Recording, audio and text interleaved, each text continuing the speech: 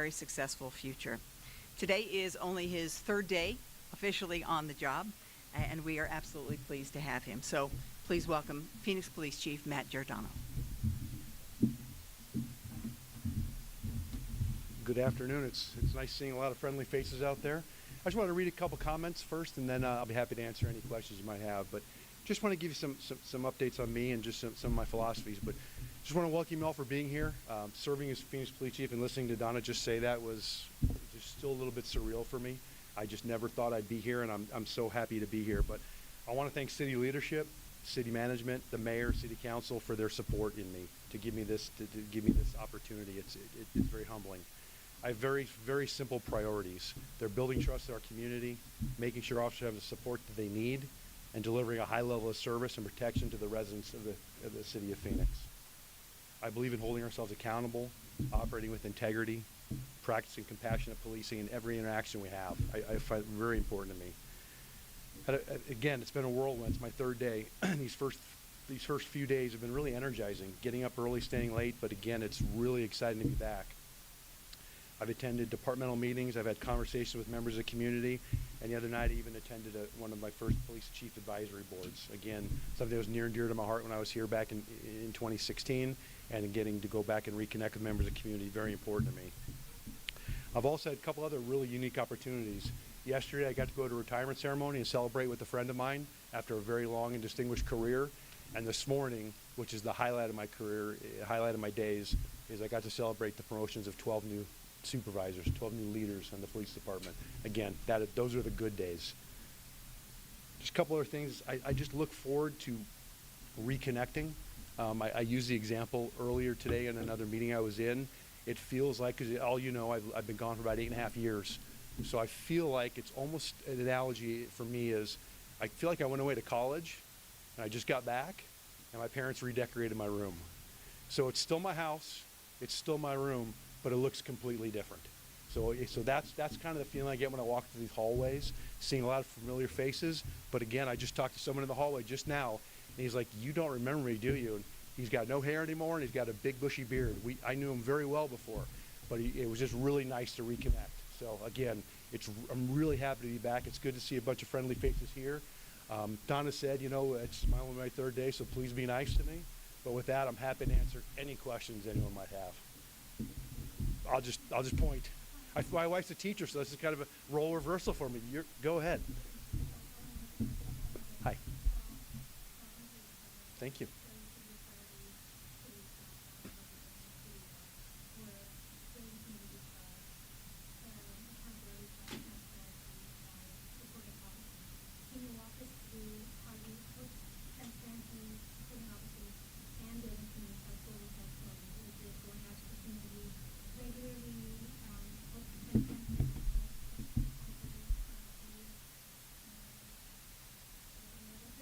Yeah, I was going to say, if you can remember, let me know. But let me start, and if I miss something, please let me know.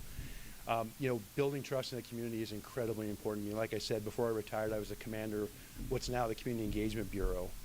So I truly understand the importance of engaging with the community. We can't be successful as a police department without listening to the needs of the community.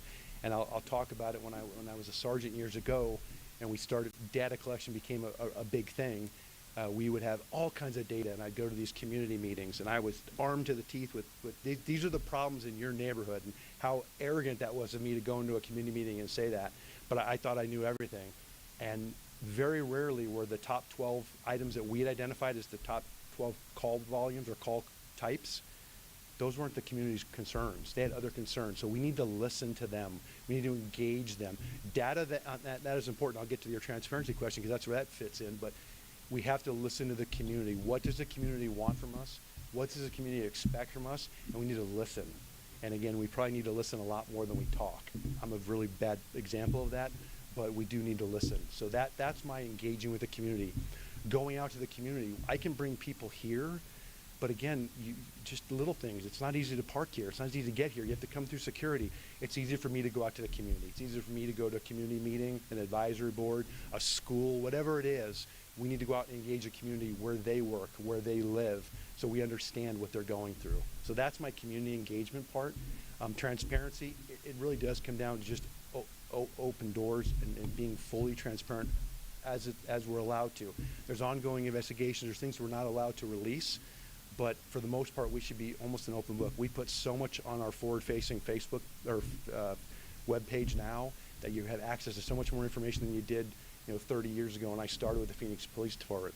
That's the old model. The old model of policing was, nothing to see here. I don't know what's going on. That was a disservice to the community. It was a disservice to the police department. It's taken us years to overcome that.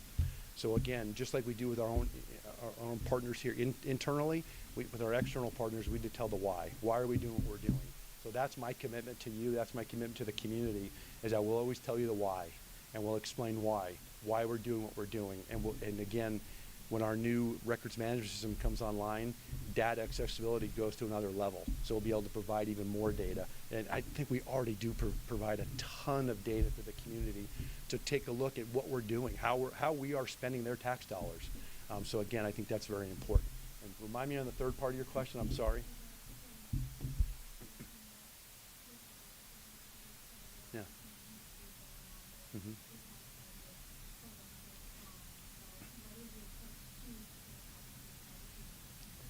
Yeah, and that just goes back to me. I like to communicate. I like to go out and meet. I joked. I went to a briefing on Friday night, three briefings down in South Phoenix on Friday night. I wasn't even a City of Phoenix employee at the time. That's how important it is to me. I went down there to meet, and it was a little selfish. It was my old squad, where I started in 1994. So standing in that squad briefing room, talking to the men and women that are patrolling that area I patrolled in 1994 was really cool for me. But I like getting out and talking. I like getting out and discussing. And it goes back to the why. I like going and have those tough conversations with the men and women out there doing the job, because it's really easy for me to sit on the fourth floor and make decisions, implement policies that I think, this is the best thing ever. We should do this. I need to listen. I need to listen to the men and women in the department, because they're out there doing it day in, day out, and they know what's best. So I'm always going to listen. My door's always open to have those kind of communication. And then even follow up on that is employee assistance. Healthy employees are critical for the success of the Phoenix Police Department. We've always said it. We care about our employees. We do our employee assistance units at the next level of taking care of employees, recognizing, go back to 21st century policing, hurt people, and it's cumulative. So we need to make sure, even in the academy now, we're talking to young men and women about the stressors of this profession. And hey, if you're having issues, talk to somebody. When I came on, that's not the direction we got. And we're so much better at that today, because again, our employees are so important to us. We want to make sure that not only are they successful while they're here, but when they leave this career, they're productive, successful members of the community. They're healthy. We want them to be healthy in their hopefully long and healthy retirements. Next question, TJ? You as well.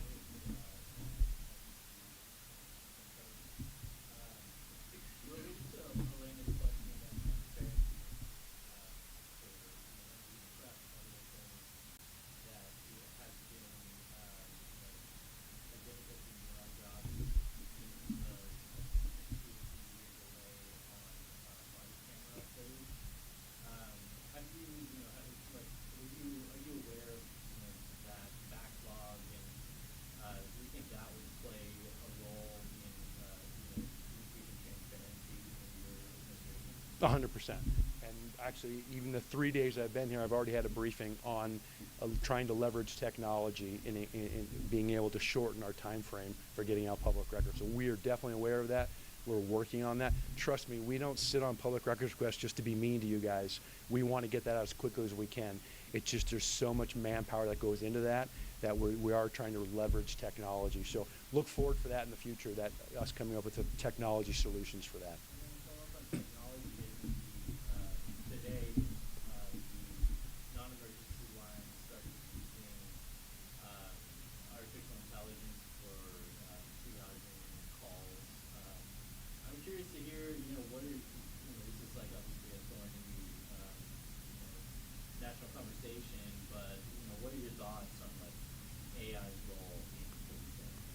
TJ, I'm over 50. I'm not even sure I understand what AI means. No, you know what? Again, I'm a big proponent of leveraging technology and anything we can do. If you were at the opening house of the communication center last week or the week before, you know how busy they are. You know how the call volume they get. And we always want to provide the best level of service to the community. So if we can leverage technology using AI, I'm all for it. Let's give it a shot and try. And again, from what I've heard so far, it's very successful. So we'll keep tweaking that, but we'll always look to engage and leverage technology. Oh, TJ, that's two question limit. Let's get some. I'll come back to you.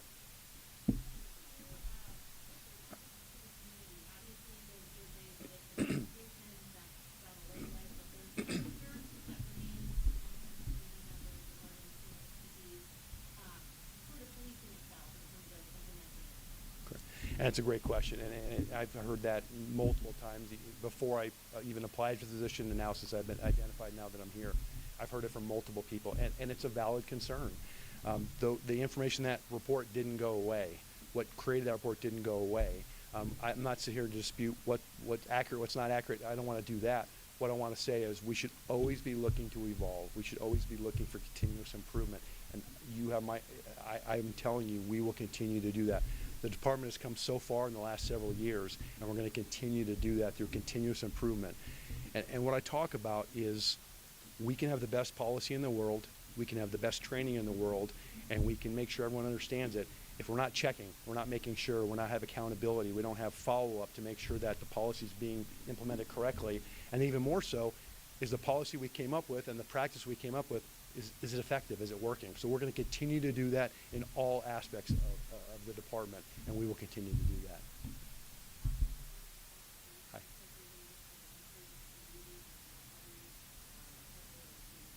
Yeah.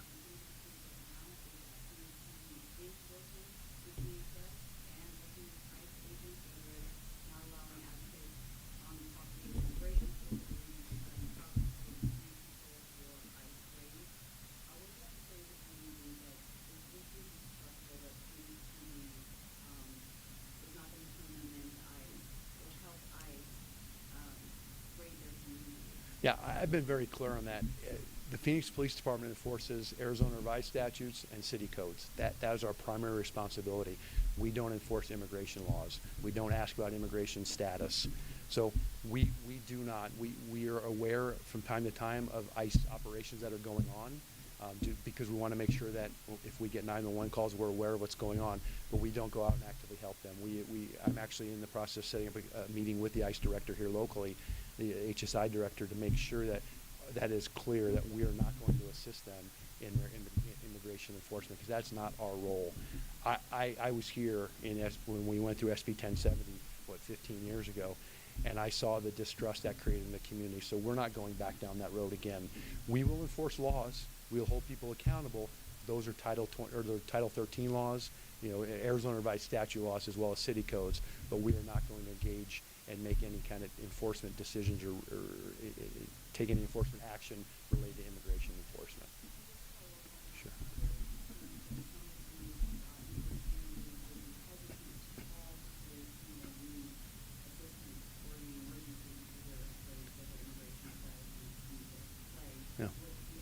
Yeah, we saw that during SB 1070. We saw that people were scared to call, and that's for us, that's a failure.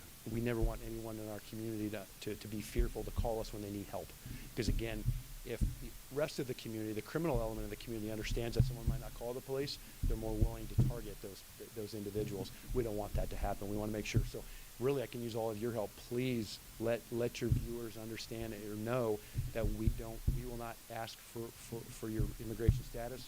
We quite frankly don't care about your immigration status. If you need help from the Phoenix Police Department, call us and we'll come out and help you. So thank you for your help with that. Yes.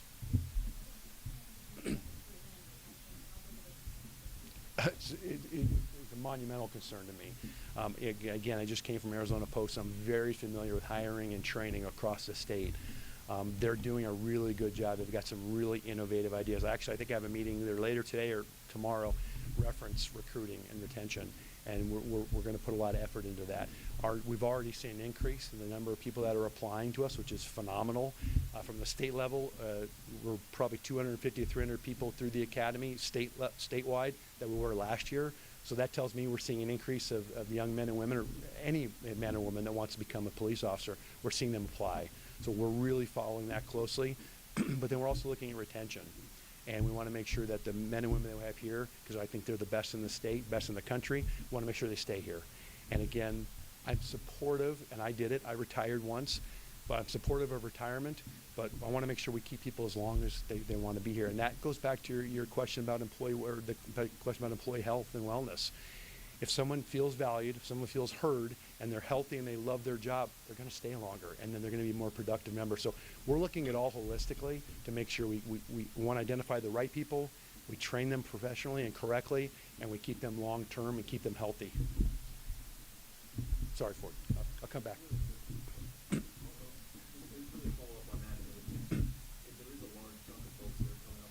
Uh-huh. What's your message to them? How do you convince them to stay? You said you retired, right? It's pretty appealing path. Yep, I was unique. Paul Penzone offered me a really good opportunity at the sheriff's office because I wasn't ready to leave. I wasn't even thinking about leaving. For these older people in the room who are in drop, they'll understand what this means, but I didn't do a day of drop because Paul offered me such a great opportunity. But you're right, we need to connect.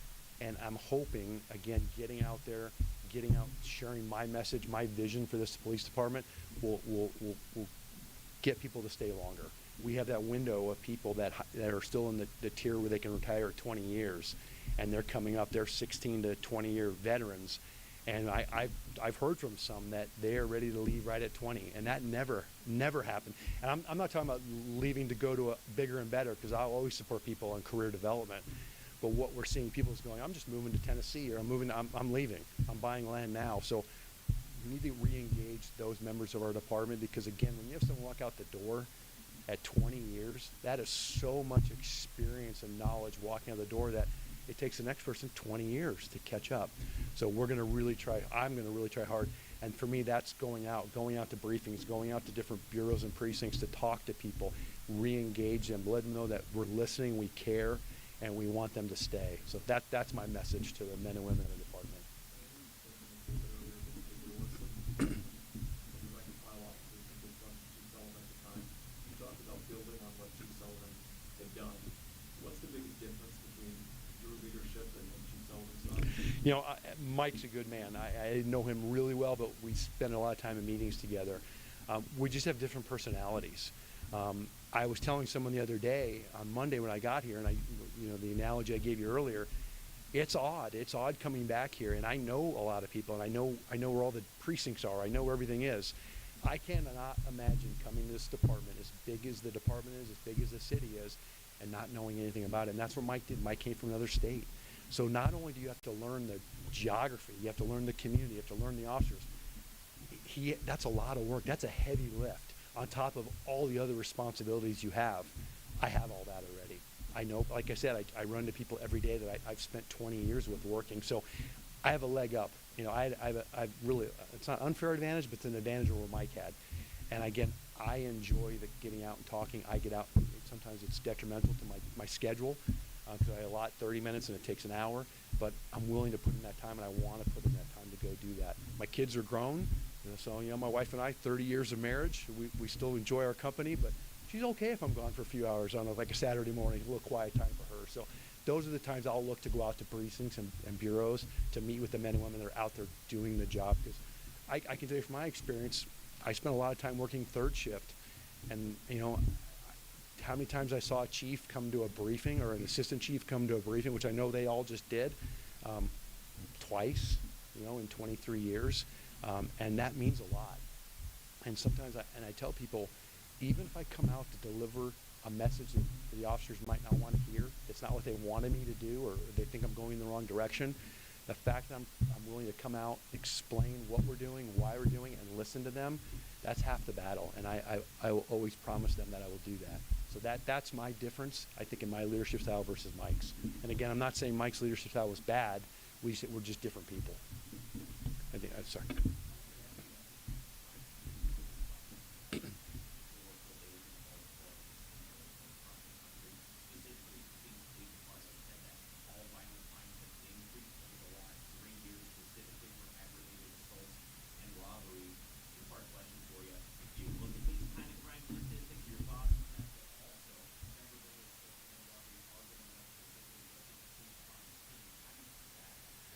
Yeah, crime stats are always important. I fully transparent, I have not looked at those. I have not seen those numbers. The numbers I'm seeing are the current numbers, and we're down in just about, and correct me if I'm wrong, we're down in just about every area.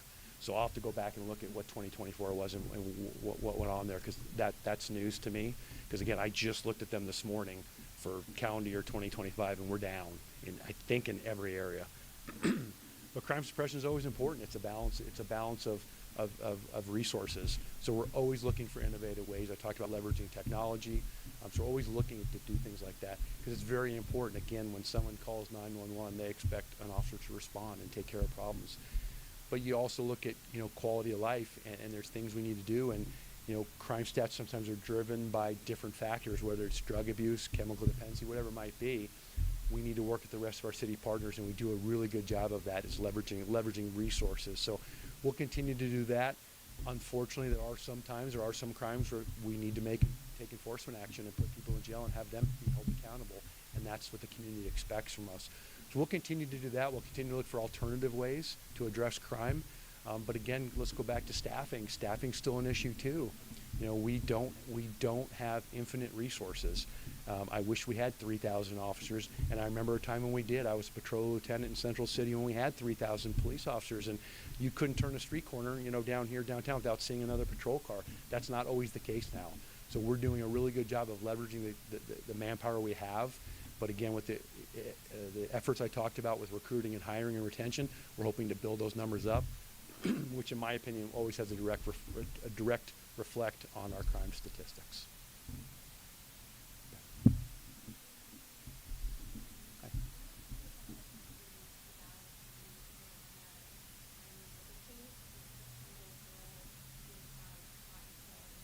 Okay.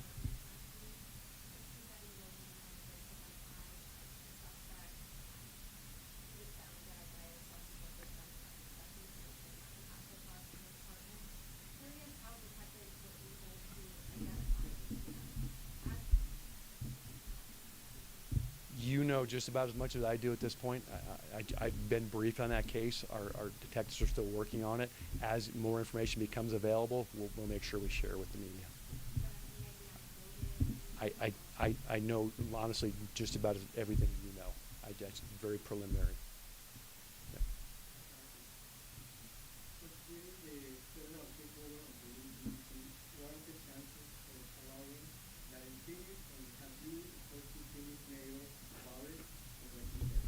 I have not spoken to the mayor about that. I've been following that very closely since Monday.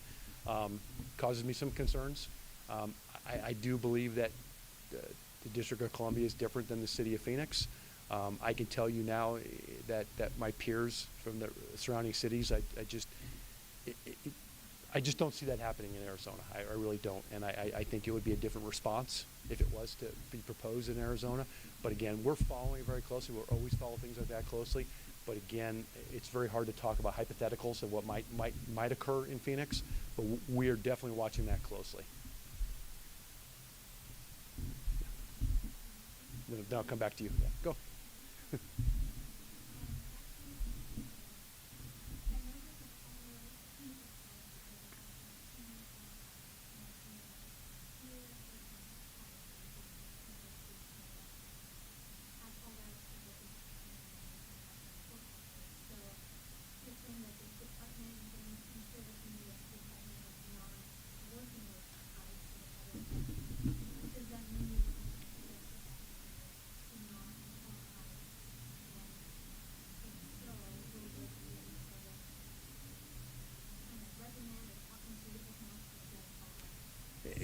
We have very, very clear policies on when we can and cannot call ICE. And just like any other policy, when an officer decides to, or not decides to, but violates policy or mistakenly violates policy, we have measures in place that how we deal with that, how we address that. It really just depends on, is this a repeat offense? Is this a mistake?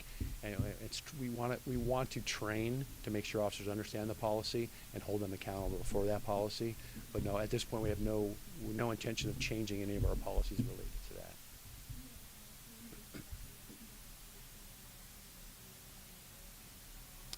I have not seen any finalized policies or even any proposed policies changes, but I definitely will put that on my radar.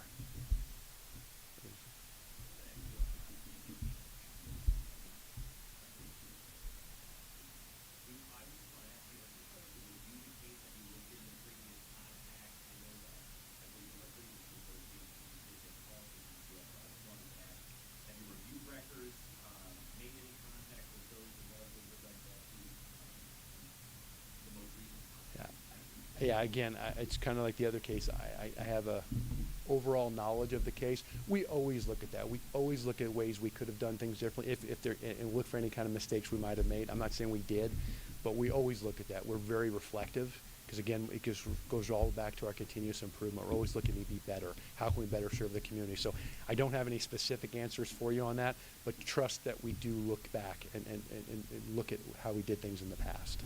I'm sure that's something, as we continue to work to that, we'll be able to provide additional information just like with the other case.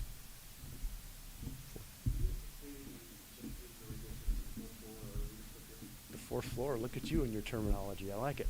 No, I'm not that kind of guy. I'm not going to come in and just start making changes. I will sit back. I will ask a ton of questions of some of the folks in the back, some of the men and women out in the streets doing the job day in, day out, and determine what our needs are. I don't build teams. I don't build fiefdoms. I do what's best for the community. I do what's best for the city, and I do what's best for the department. So if down the road I think I need to add, because I think we have some vacant positions, if I think we need to add positions or move people to the right seats, I'll do that. But as of right now, I have no intention of making any changes in the near future.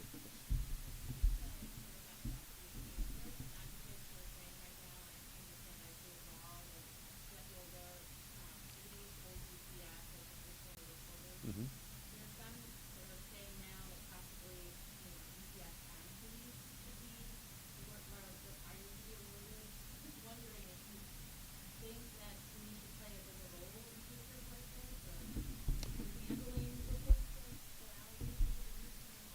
Yeah, I worked the child out for a couple of years as a child sex crime sergeant, so I'm very familiar with working with, back then CBS, but DCS.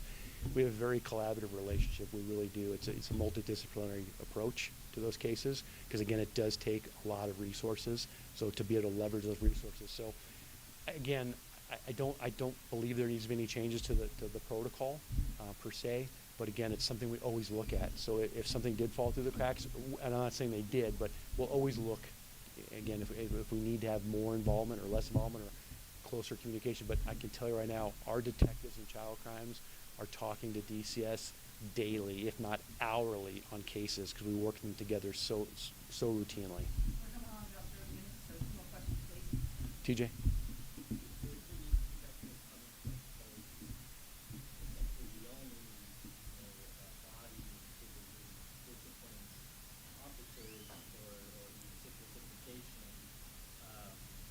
What was your perspective, James, there from specifically police about one, what the department was doing really well, and things you saw that you wanted to improve coming in? Yeah. It's just communication between our department and the Arizona Post, making sure we're communicating effectively. One of the big things is you have to notify Post when an officer's hired. You have to notify Post when an officer leaves. We just need to do better in the communication. It's a two-way street. But I talked about this, and I was very guarded before, but now I can proudly talk about it. We got internal affairs investigations from every department in the state. 158, depending on the day, 159 or 158 agencies that hire police officers.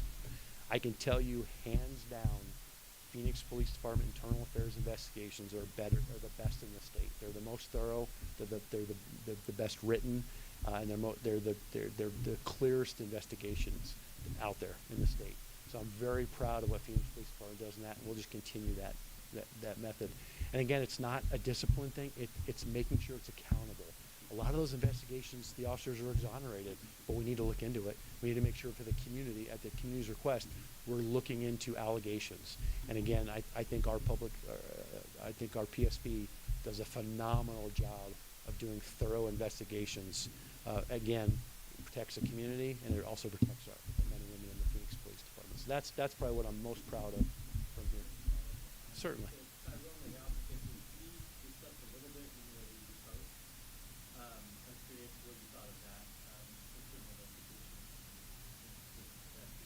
I'm trying to think. I apologize. I got hundreds of cases every. I know I read that. I know your case you're talking about. I didn't have any concerns with that investigation. Again, I almost never had a concern with the way Phoenix did it, internal affairs investigation. So we looked at it, and then the board reviewed it. Oh, sorry.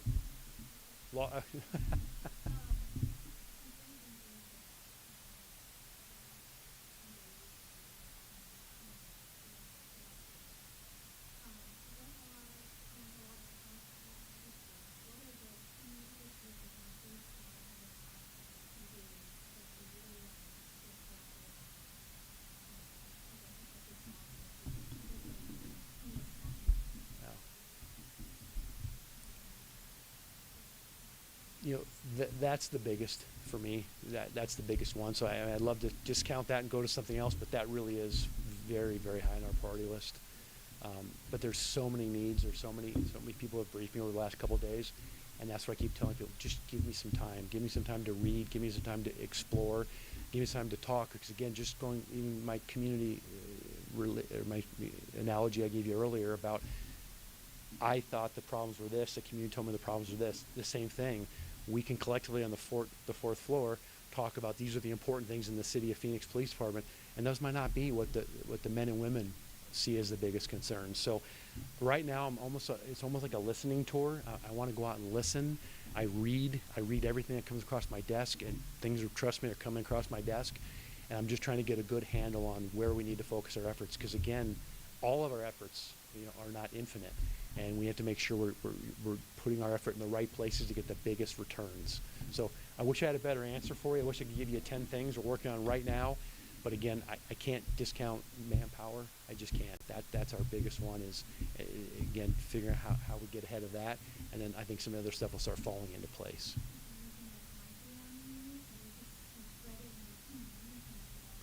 Well, it's funny. When I left and I went to Arizona Post, the joke over there is there's no such thing as an Arizona Post emergency. And now my phone rings again 24 hours a day, 7 days a week. My emails ding all the time. It's a lot.